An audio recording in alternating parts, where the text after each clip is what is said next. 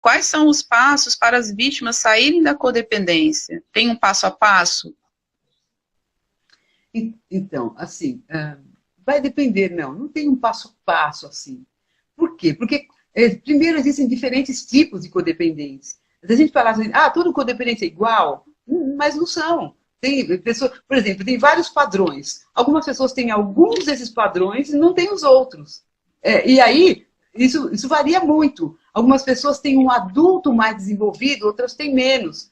Algumas pessoas têm... Por que eu falo que tem um adulto mais desenvolvido? Porque tem outras áreas da vida já bem mais trabalhadas. Então, e tem algumas pessoas que não, tem pouco adulto desenvolvido. Então, não tem um passo a passo. Tem algumas questões que eu faço inicialmente, mas para ter uma compreensão melhor da pessoa, por exemplo, eu faço uns questionários, trabalho muito na terapia de esquema, trabalho muito no TCC, então eu faço alguns questionários para identificar o nível de gravidade, quais são os esquemas que essa pessoa tem, quais são os padrões disfuncionais.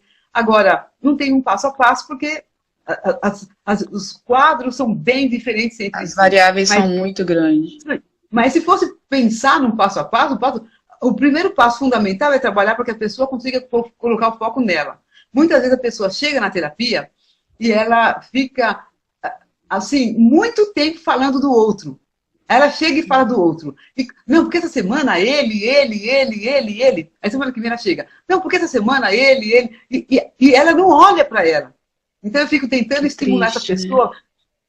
Sim, porque é o movimento que ela vem fazendo. Aí eu converso e falo, você percebe que você fala dele o tempo todo?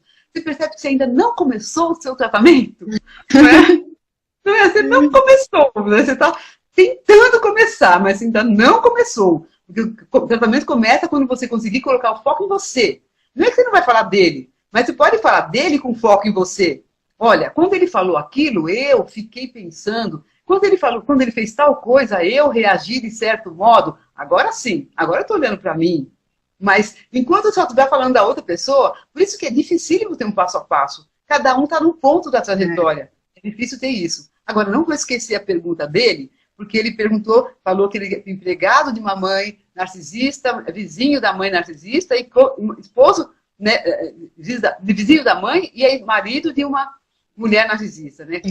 Então, como é que ele faz, né? Primeiro, assim, um papel... Na vida a gente desempenha papéis, tá bom? Isso é natural. Mas ter mais de um papel com uma mesma pessoa narcisista é complexo toda a vida, né? Se um já é terrivelmente complexo, ser filho já é complexo, ser filho e empregado aumenta a complexidade mais ainda, né? Então, me parece que, assim, ele vai precisar trabalhar, talvez, começar a entender se ele não pode criar aí uma outra solução para não ter dois papéis com essa pessoa.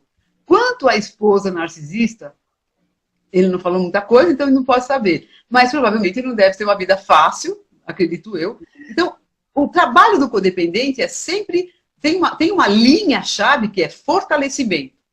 Às vezes o paciente chega no consultório e fala assim, olha, eu não sei, você vai falar para mim que eu tenho que separar, mas eu não sei, eu não consigo. Eu falei, não vou falar isso. Quem sou eu para falar que você tem que separar? Quem sou eu?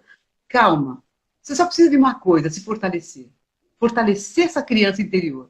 Curar essa criança, fortalecê-la e fortalecer você, fortalecer esse adulto. Veja, isso não vai te fazer mal em lugar nenhum. Se você fizer isso, você vai decidir mais tarde, mais forte, se você quer ficar nessa relação ou quer sair. Mas ninguém vai te induzir a sair ou ficar. Não é esse o nosso trabalho como terapeuta. Então, o que você precisa? Pensando aí nele que fez essa pergunta, é Juarez, né, o nome dele, me parece? Não é isso? Mateus. Mateus.